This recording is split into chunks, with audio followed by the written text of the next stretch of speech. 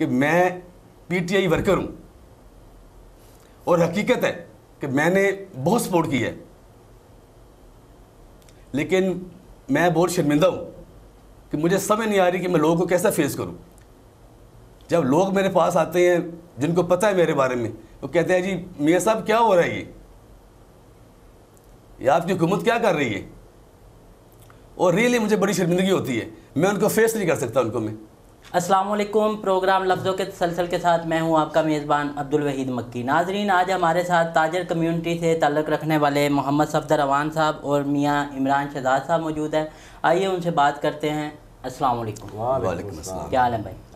Programme में आपको खुशामदीद कहते हैं। अच्छा सफदर भाई, सबसे पहले आपसे पूछना था, आप माशाल्लाह ताजर बरादरी से जो है बिलोंग करते हैं और काफ़ी मशहूर शख्सियत है सरगोदा की, तो आप हमें हुकूमत की 2 साल कारकर्दगी के बारे में क्या कहेंगे? मक्की भाई, हुकूमत की 2 साल कारकर्दगी के बारे में हर बंदा, हर शख्स, चाहे आप मार्केट में चले जाएँ, चाहे बाज़ार में चले जाएँ, चाहे घर में चले जाएँ, लोग शदीद परेशानी का शिकार हैं। असल में लोगों से जो वादे किए गए थे, चलो वादे पूरे ना करते, लेकिन जहाँ पे मतलब इन्होंने हुकूमत संभाली थी ना, वहीं पे रखते तो फिर भी लोग कहते कि जी इन्होंने हमें कोई मतलब यह कि रिलीफ नहीं दिया, लेकिन हमें तंग भी नहीं किया। लेकिन 2 साल में मतलब हमारी जो इकॉनमी है, हमारे घरेलू हालात हैं, हमारे जो ताजरों के मसाइल हैं, आम आवाम के जो मसाइल हैं, उनमें मतलब ये है कि उसमें इजाफ़ा हुआ है, मसाइल में इजाफ़ा हुआ है, मसाइल में कमी नहीं आई। और थोड़ा बहुत इजाफा होता है ना 5, 7, 10%, तो लोग उसको बर्दाश्त कर लेते।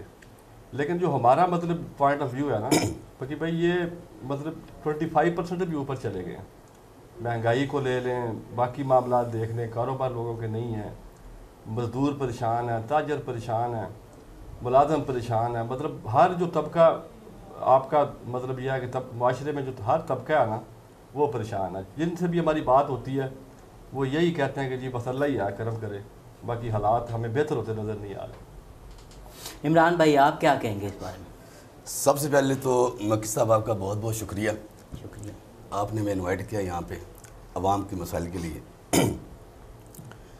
2 साल कारकर्दगी के बारे में ये कहना चाहता हूँ कि जो वादे किए गए थे वो पूरे नहीं हुए। जज़ा और सज़ा का कहा गया था, जो गलत काम करेगा उसको सज़ा मिलेगी, जो अच्छे काम करेगा उसको जज़ा मिलेगी। सिस्टम ही ऐसे चलते हैं, चाहे वो घर का हो, माशरे का हो या आगे हो। हुआ ये कि किसी को कोई सज़ा नहीं मिली, किसी को कोई जज़ा नहीं मिली, किसी चीज़ पे इनका कंट्रोल नहीं है।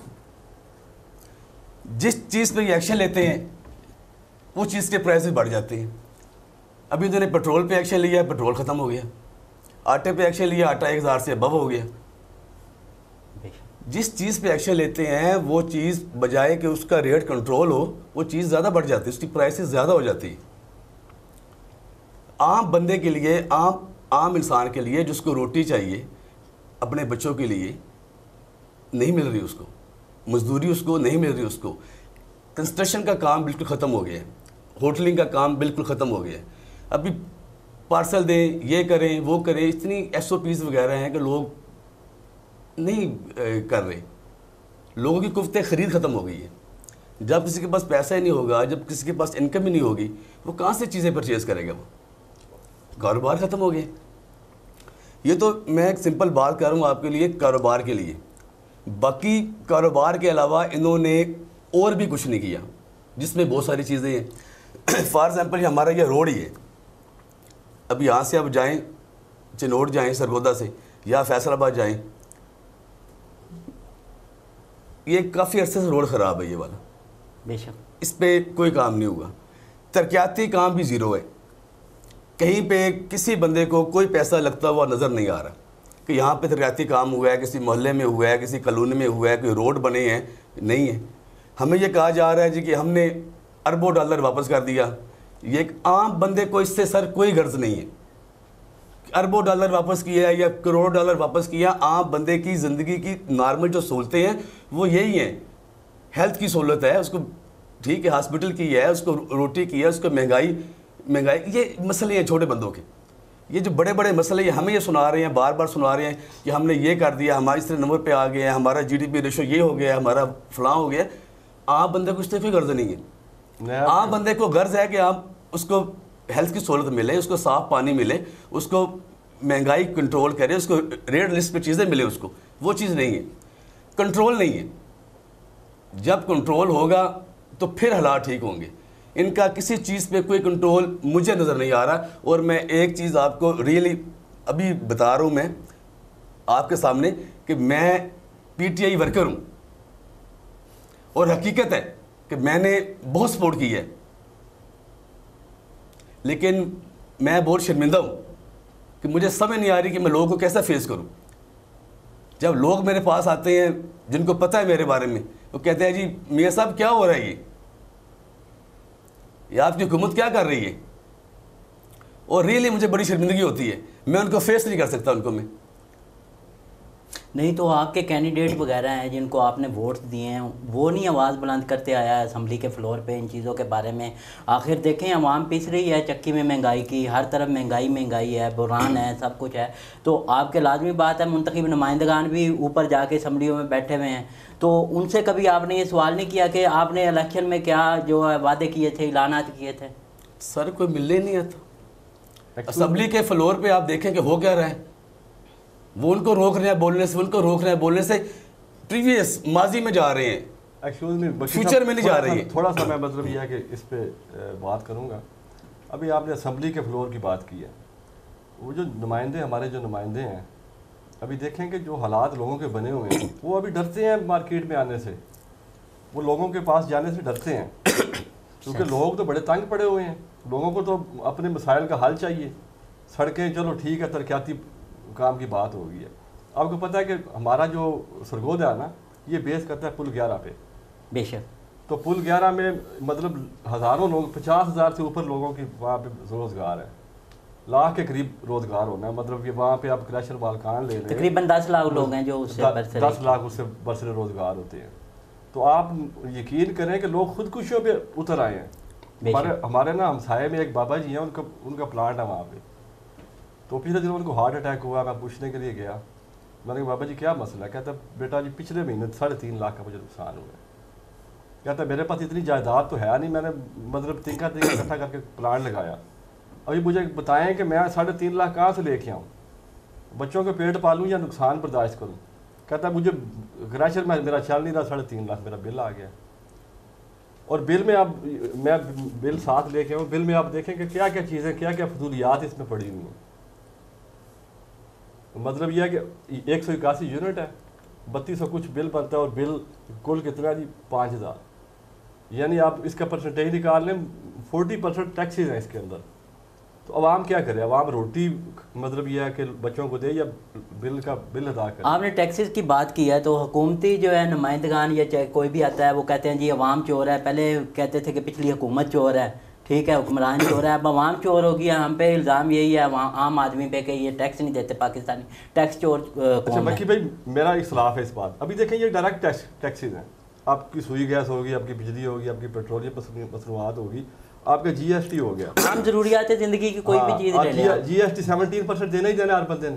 एक्सक्यूज मी सर, हर बंदा टैक्स दे रहा है, वही आप भी टैक्स दे रहे हैं, मैं भी टैक्स दे रहा हूँ। मैं मोबाइल लेता हूँ, मैं सिगरेट लेता हूँ, मैं कोलगेट लेता हूँ, मैं कोई भी चीज़ परचेज करता हूँ, हत्ता कि माचिस की एक डब्बी तक लेता हूँ, मैं उस पर टैक्स दे रहा हूँ। आम बंदा टैक्स दे रहा है, हर चीज़ में टैक्स दे रहा है। अभी जैसे सर ने अभी कहा, मलिक साहब ने बिल दिखाया आपको, 2000 टैक्स है इसके ऊपर, 3000 की इलेक्ट्रिसिटी यूज़ की है और 2000 रुपये टैक्स है। इसी तरह गैस है, इसी तरह आम इस्तेमाल ज़िंदगी की जितनी भी चीज़ें हैं, ये सब पे टैक्सेस हैं, ये हम दे रहे हैं, आप दे रहे हैं। आपको बड़ी दिलचस्प बात बताऊँ, ये मैं बिल लेके आया हूँ, मैं एक्शन के पास गया, मैंने कहा भाईजान हमारा होटल तो चल नहीं रहा, लॉकडाउन है, आप काम तो करने नहीं दे रहे हमें, तो आप ऐसा करें हमारी 3 दिन डेट एक्सटेंड कर दें। सही, ठीक है ना? तो हुकूमत ने जो 3 माह का, वो सॉरी बात काट रहा हूँ, 3 माह का हुकूमत ने ऐलान किया था, पंजाब हुकूमत ने, कि हम जो है ताजर हजरात को ख़ास तौर पे हम रिलीफ दे रहे हैं, उनके बिल नहीं 3 माह जो है दिए जाएंगे, तो उसके बारे में भी आप कुछ कहेंगे? बाकी भाई 30 दिन वो मीटर काटने के लिए आ जाते हैं। हमारा बिल मतलब 29 डेट है ना, वो 2-3 तारीख को आ जाएंगे बिल मीटर काटने के लिए, और प्रैक्टिकली वो काट के गए हैं। ये मतलब सारे फजूलियात हैं, ये मीडिया में बातें आ रही हैं या मतलब क्या कहते हैं पेपर में बातें आ रही हैं, बाकी रियलिटी में ऐसी कोई चीज़ नहीं है। नहीं, जो ऐलानात हुए थे वज़ीर आला पंजाब साहब ने भी किए थे लॉकडाउन के दौरान। मेरे एक और दोस्त हैं, वो भी मतलब यह है कि ताजर कम्युनिटी से हैं, उन्होंने घर के सारे बिल पे किए 3 माह के, उन्होंने कहा जी आपको रिलीफ देंगे, लेकिन अभी वो जो 3 माह के बिल उन्होंने जमा करवाए हैं ना, वो भी उसी में ला के आ रहे हैं। अच्छा, ठीक है ना, तो कहता जी ये आपको, हालांकि उन्होंने बिल पे कर दिया है, उन्होंने हर महीने बिल पे किया है, लेकिन वो 3 माह जो उन्होंने जमा करवाया ना, अभी वो उन्होंने टोटल करके वो हर महीने उसके बिल के साथ लग के आ रहा है। नहीं तो सुबाई वजीर साहब जो हैं आपके हल्के के हैं, एक्शन के पास गए हैं हम, उससे क्या कहता है भाई हम कुछ नहीं कर सकते इसका, आपने जमा करवाना है। ठीक है, अभी ये है कि सूबाई वजीर, आपको पता है पिछले दिन उनको कोरोना हुआ था, उनके पास भी आपने कोशिश की है कि भाई ये क्या हो रहा है, खुदा का खौफ करो। यूटिलिटी स्टोर पे आटा ख़त्म हो गया, चीनी नहीं मिल रही, मतलब आप जो चीज़ उनके जो मुनाफे की चीज़ें वो तो वहाँ पे अवेलेबल है, जिस पे सब्सिडी गवर्नमेंट ने दे दी है वो गेट से पहले गायब हो जाती है।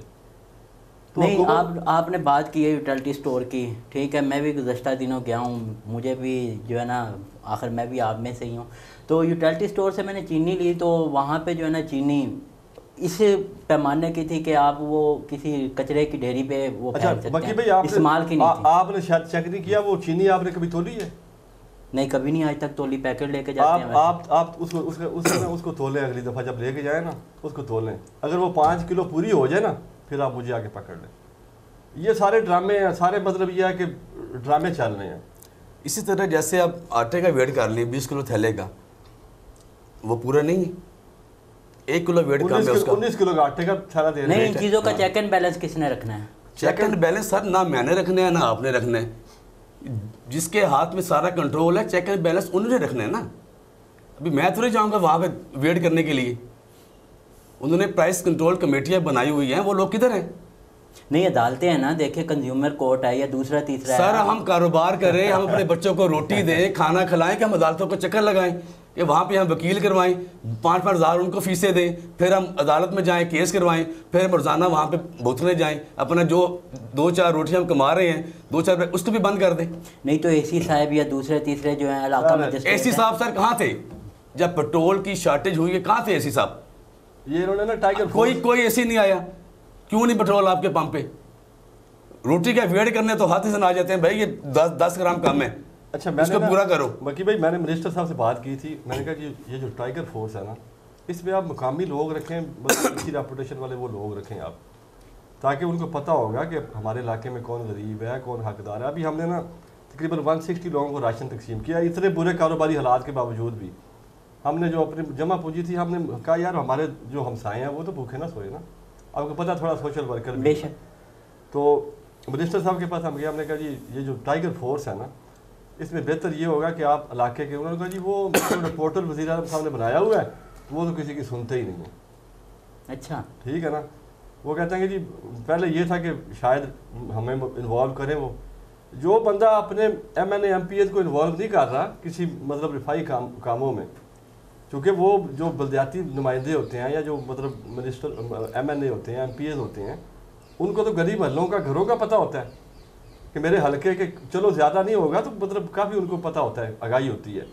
जो हर मतलब हल्ले में उन्होंने वोट लिए हैं, हर गली में वोट लिए हैं, वहाँ से अच्छे बंदों को वो आगे लेके आते, कहते भाई ये करो आपका। नहीं, आपने टाइगर फोर्स की बात की है, टाइगर फोर्स है या काम कर? टाइगर फोर्स हमने पेट्रोल पंपों में लाइनें लगाते हुए देखी है, लाइनें बनवाते हुए 2-3 दफ़ा हमारा हमने देखा, वो नज़र आई है हमें पेट्रोल पंपों पे। सही, लेकिन इसके अलावा price control committee, AC, magistrate, ये हमें नज़र नहीं है। ये जो आपके रजिस्ट्री और जो मामलात हैं, आपको पता ही है, हर जगह करप्शन भरी हुई है। आप पुलिस में रपट दर्ज करवाने जाएं, बगैर पैसों के आप दर्ज करवा के दिखा दें मुझे, आपकी जायज़ आपकी डकैती हुई है, या आप DPO साहब से मिलेंगे या ASP से मिलेंगे या मिनिस्टर को इन्वॉल्व करेंगे या किसी मतलब अच्छे असर रसूख वाले बंदे को आप इन्वॉल्व करेंगे, तो आपकी जेन्युइन जो FIR आपकी डकैती है वो आपकी तब FIR दर्ज होगी। क्या हुकूमत है, क्या चल रहा है, मुझे तो समझ नहीं। एक्सक्यूज मी मलिक साहब, जैसे अभी आपने बात की है पुलिस की, KPK की पुलिस की तरह का सिस्टम हमें देना था पंजाब में, क्या हुआ? लेकिन KP कोई चले हम मैं कहता हूँ पंजाब से बेहतर है जी, 10% बेहतर है, 20% बेहतर है। कोई चेंजिंग आपको नज़र आई पंजाब पुलिस में किसी किस्म की? तबादले तो आए रोज होते हैं, तबादले आए होते हैं, प्रैक्टिकल कुछ भी नहीं है, वही सब कुछ है। बाकी साहब यहाँ पे ना मैं आपसे एक बात शेयर करना चाहूँगा। हमारे ना मदरी टाउन हमारी रहायश आपको पता है, तो मदरी टाउन में डकैती हो गई है। हमने DPO साहब की रिक्वेस्ट करके, DPO साहब बड़े अच्छे इंसान हैं, ठीक है ना, उनकी हमने रिक्वेस्ट करके हमने FIR दर्ज करवाई। वहाँ पे वो सब इंस्पेक्टर था, एक SHO गोंदल साहब थे। उन्होंने जनाब पहले तो ये है कि 5 बजे आ जाएँ, 4 बजे आ जाएँ, 7 बजे आ जाएँ, 8 बजे आ जाएँ। 3 दिन हमने चक्कर लगाए। फिर हम ASP को मिले, ASP ने भी हमें गोली दे दी। फिर हम DPO साहब के पास गए, तो DPO साहब ने हमारी बात सुनी, हमारी FIR दर्ज करवाई।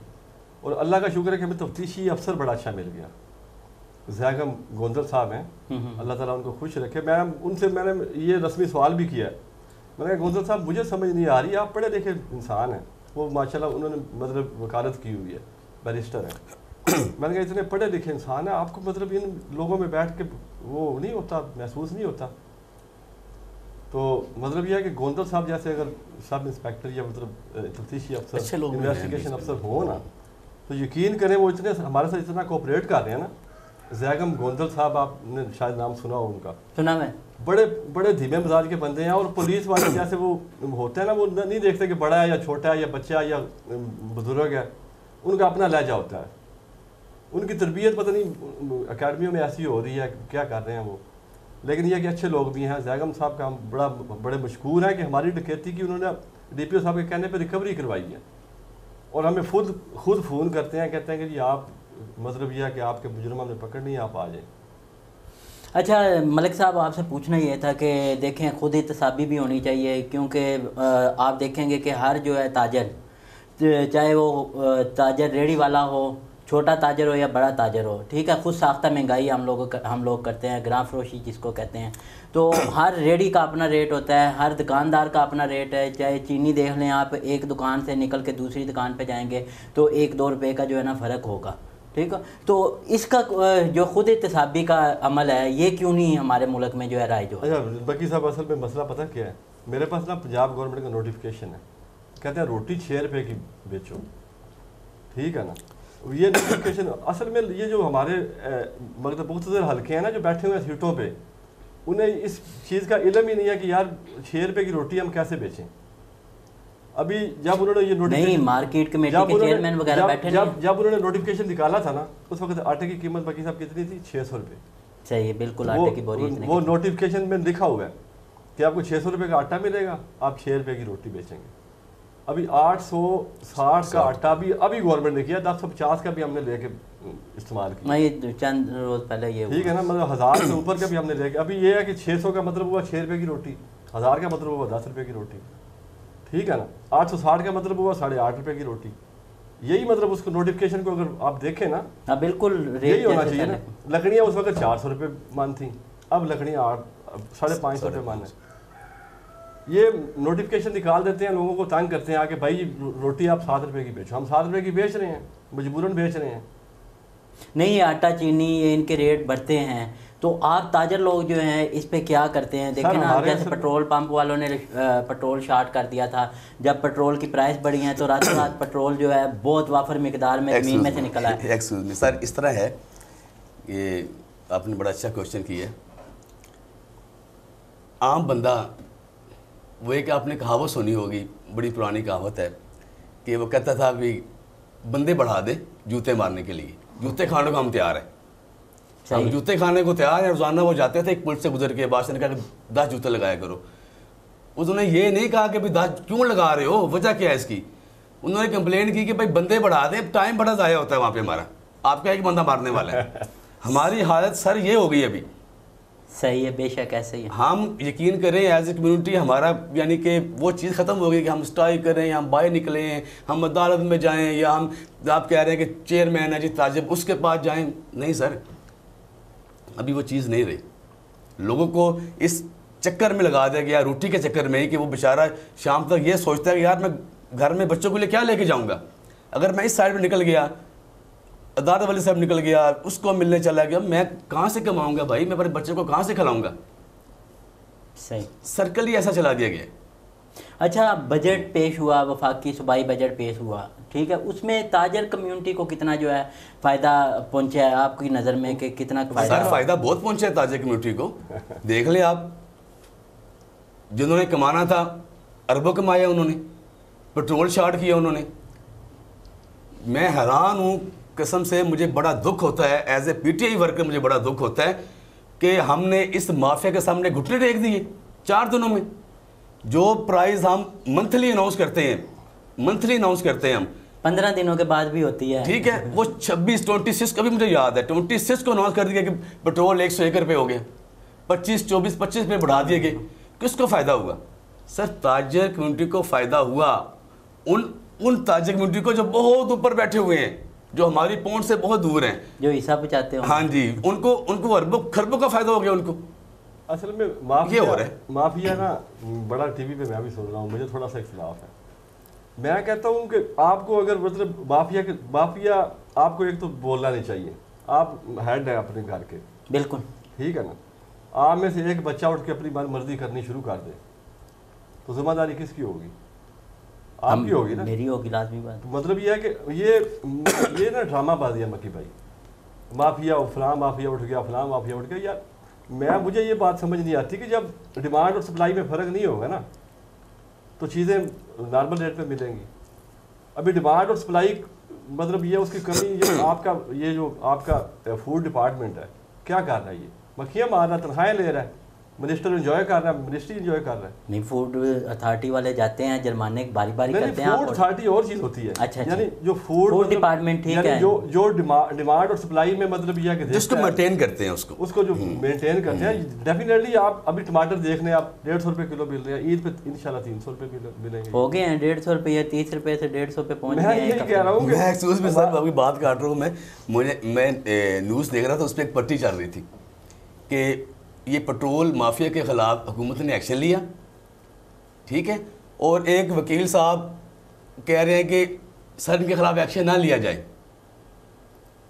मैं हैरान रह गया कि बजाय कि उनको हम सज़ा देते, जैसे कि मैंने पहले शुरू में कहा था जज़ा और सज़ा का, उनको क्या मिला सर? कुछ भी नहीं, बल्कि उनको अरबों का फ़ायदा दे दिया गया। बिल्कुल ऐसे, उनके ख़िलाफ़ कोई एक्शन नहीं हुआ। हालांकि उन्होंने खुद बताया है, न्यूज़ में बता रहे थे कि हमने जी जो लोग इसमें इन्वॉल्व हैं, ठीक है, हमने उनको कैच कर लिया है, हम उनके खिलाफ एक्शन लेंगे। आपके सिवाय पीएसओ के अलावा बाकी इसमें सारे इन्वॉल्व थे। बिल्कुल बिल्कुल वही मैं बात कर रहा था। पीएसओ के अलावा पेट्रोल आपको पीएसओ ने पेट्रोल दिया है, बिल्कुल दिया। पीएसओ के अलावा तमाम इन्वॉल्व थे, किसी को 1 रुपये का जुर्माना नहीं हुआ, बल्कि उनको अरबों रुपये का फ़ायदा दिया। अगर करोड़ों रुपये का जुर्माना किया तो अरबों रुपये उन्होंने कमाए हैं। लेकिन सवाल ये पैदा होता है कि ये स्टॉक मेंटेन करना किसका काम है? मतलब स्टॉक मेंटेन करवाना कंपनियों से, जब एग्रीमेंट आप करते हैं, आप कहते हैं भाई 15 दिन 30 दिन का आपने अपने पास स्टॉक रखना है, बेशक ऐसे ही, ताकि डिमांड सप्लाई में फ़र्क ना आए। जब एक बंदे को चीज़ मिलेगी नहीं, वो 50 रुपये क्या 150 रुपये भी होगा वो लेगा बेचारा, उसने ज़रूरत तो पूरी करनी है ना, उसने जाना ना तो नहीं छोड़ना। तो ये अभी इमरान भाई बात कर रहे थे कि ये मतलब जो आपका पेट्रोल माफिया है, मैं कहता हूँ मक्की भाई कोई माफिया नहीं होता। आपकी जो हुकूमत की मतलब ये है कि नाअहली होती है ना, माफिया कुछ नहीं होते। मैं सर जब आप इसको कंट्रोल नहीं करेंगे, जब इसको आप सजा नहीं देंगे, पनिशमेंट नहीं मिलेगी। चीनी की रिपोर्ट आई है आपके सामने, चीनी कमीशन बना, रिपोर्ट आई, तो जहांगीर तरीन साहब का देखें, कुछ भी नहीं हुआ। अभी मतलब ये ब्लेम गेम चल रही है, बस ऐसे ही है। अभी $27 में तेल मिल रहा था या $20 में मिल रहा था, माइनस में क्या है सर? अभी भी अमेरिका में माइनस में चल रहा है, -27 पे ठीक है, वो पैसे दे रहे हैं कि आपको। और हमारे क्या मतलब ये जो बिजनेसमैन बैठे हुए थे बाकी कंपनी वाले या पीएसओ वालों ने क्या दिया? ड्रामा किया उन्होंने भी, 5000 लीटर उतरवा लो जी। पीएसओ पे आपको पेट्रोल मिलता रहे, उन्होंने ये नहीं कहा भैया आपका चलता रहे, भैया चलता रहे। अभी 100 रुपये से ज्यादा नहीं डालना जी, 50 रुपये का डालना है जी, ठीक है ना। नहीं, फोन तो आता था आपको, टैंकी फुल हो जाता। अच्छा भी सर आप बात कर रहे थे मलिक साहब से कि ताजिक कम्युनिटी का भी इस पे पार्ट है रेट बढ़ाने में, ये वो सारा। कुछ अर्सा पहले की बात है, जब ये पेट्रोल वगैरह डीजल वगैरह सस्ता होता था, तब कहते थे जी ट्रांसपोर्टेशन अभी सस्ती हो गई है, अभी चीज़ें भी आपको सस्ती मिलेंगी। मैं हैरान हूँ कि 74 पे पेट्रोल आया, डीजल आया, किसी चीज़ में कोई कमी नहीं हुई, किसी चीज़ में हमारा भी है कसूर इसमें, हमारा भी कसूर है इसमें। एक ट्राला या ट्रक कराची से कुछ सामान लेके आ रहा है या कुछ सब्जी की फ्रूट लेके आ रहा है, वो 50,000 में आ रहा था, जब 74 का वो तो लाजमी बात है 30 में 25 में आ रहा होगा। बिल्कुल रेशो कम होना चाहिए, लेकिन रेट मंडी में रेट कम नहीं हुआ। अभी हमारे वज़ीर-ए-आज़म साहब किसने कमाया? ताजर ने कमाया। ताजर ने हम लोग भी इसमें, ताजर कम्युनिटी भी इसमें इन्वॉल्व है, ये नहीं आप कह सकते कि वो इन्वॉल्व नहीं है, वो भी है इसमें। मक्की भाई ना, ये हमारे वज़ीर-ए-आज़म साहब जब बोलते हैं ना, कहते हैं जी स्विट्ज़रलैंड और बरतानिया और अमेरिका की मिसालें देते हैं। मैं ना 7 महीने रह गया हूँ अमेरिका में। यकीन करें 7 महीनों में मैंने, जब उनकी कोई उनका कोई मतलब यह है कि त्यौहार आया ना, तो वहाँ पे उन्होंने मतलब 30% कीमतें डाउन की। हर जगह पे डिस्काउंट होती है, ठीक है ना, उन्होंने मतलब यह है कि डिस्काउंट किया। पता कि रमजान में भी सब हमारे त्योहारों पे डिस्काउंट होता है, हमारे त्योहारों पे, हमारे ईद पे, उनकी क्रिसमस पे तो होता होगा, हमारे त्योहारों पे होता है डिस्काउंट, हमारे यहाँ पे नहीं होता। अच्छा वो देखें ना, वहाँ पे ना यकीन करें हम मतलब 7 महीने मैंने गुजारे हैं। 7 महीने में पहले दिन जब मैंने चीज़ खरीदी है ना, 7 महीनों में मैंने एक दिन भी 1 सेंट का भी उसमें इजाफा नहीं देखा, ठीक है ना।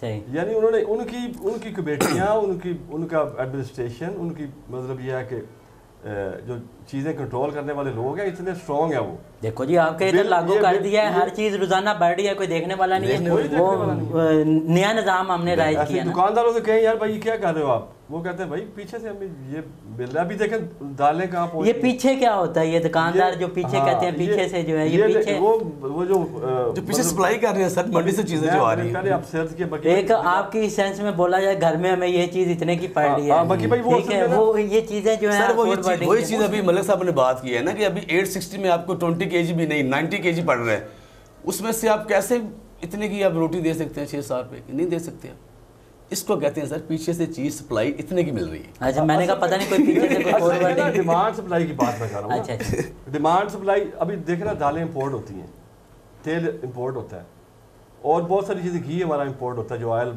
मतलब हमारा वो इंपोर्ट होता है, बहुत सारी चीज़ें हमारी इंपोर्ट होती है ना। अभी उस इंपोर्ट को बैन करना, उसमें कमी लाना, उसमें ज़्यादती करना, ये जो आपने कमेटियाँ बनाई हुई हैं ना, ये उनका काम है कि डिमांड के मुताबिक सप्लाई आनी चाहिए। हम गंदम गिफ्ट कर रहे हैं जी हम सायों को। अभी देखिए अपने पास गंदम मूवी बाहर भेज दी, बाहर से मतलब अपने 400 रुपये में बाहर भेजी, 800 रुपये में वापस ले आए, तो ये मतलब इसको सर माफ़ी कहते हैं ना। अच्छा प्रोग्राम के आखिर में आपसे मैं आखिरी सवाल पूछना चाहूँगा कि ये तजावज़ात जो है आप ताजर हजरात ने अपनी दुकानों के आगे ठेले लगवाए होते हैं, सारा सिलसिला किया होता है, फुटपाथ पे हम चलते हैं, हमें चलने की जगह इवन फुटपाथ भी जो है मल के रखे होते हैं आप लोगों ने, वो भी किराए पे दिए होते हैं, तो इसके बारे में आप क्या कहना चाहेंगे कि ये ज़्यादती क्यों कर रहे हैं? मक्की भाई जब ये कोई भी महकमा बनवाता है ना, कोई कंस्ट्रक्शन करता है, तो उसका नक्शा पास होता है, पता है आपको? बिल्कुल। तो उसमें ना 15 फुट हमारा पार्किंग एरिया होता है, ठीक है ना। 15 फुट वो नक्शा पास ही नहीं करते जब तक आप कमर्शियल जगह की 15 फुट आप जगह छोड़ेंगे नहीं। अभी मुझे बताएं तजावज़ात 2 किस्म के, तो एक तो रेडी ठेलों वाली बात की आपने, वो डेफिनेटली मतलब यह कि उसके लिए कोई जगह एलोकेट होनी चाहिए। तो एलोकेशन कौन करेगा? वो जो मतलब अगर कंट्रोलमेंट है, TMA है, या मतलब जो भी उसको कंट्रोल कर रहा है, उसका काम है कि उनको जगह एलोकेट करके दे, ठीक है ना। लेकिन वो जगह एलोकेट नहीं करते। अभी दुकानदार ने 15 फुट पार्किंग के लिए जगह छोड़ी हुई है, उसके पास गाड़ी है, मोटरसाइकिल है, उसके पास जो कस्टमर आता है, ठीक है ना, मतलब यह है कि उस कस्टमर को उसने कंट्रोल करना है। वो अगर आगे शेड लगाता है ना, आगे कुछ चीज़ लगाता है, तो महकमा आ जाता है भाई 5 फुट से पीछे चले जाओ आप। 5 फुट भी हमने लड़ाई करके जगह करवाई है, यानी उसके आगे साया लगवाने के लिए ना, शेड लगवाने के लिए, शटर लगवाने के लिए हमने मतलब लड़ाई करके हमने कहा भाई मुझे बताओ कि क्या करें हम कहाँ खड़े करें, बिजली जाती है तो हम कहाँ बैठें, हम अपने मोटरसाइकिल कहाँ खड़ा करें, चीज़ें हम कहाँ रखें, मतलब धूप होती है वो सीधी पड़ती है। एक तो ये होगी। अभी वो 15 फुट पार्किंग एरिया हमारा, वो तो मतलब यह है कि हुकूमत को नहीं चाहिए कि ना उसके अंदर इंटरप्ट करे। बाकी हाईवे की जगह है, वो जो जगह है वो जाहिर है वो होनी चाहिए, नाले की जगह वो होनी चाहिए। जी मियाँ साहब। सर मक्की साहब, मलिक साहब ने भी बात की है, ठीक है, इनकी बातें भी ठीक है, लेकिन इसमें ताजर कम्युनिटी इन्वॉल्व है।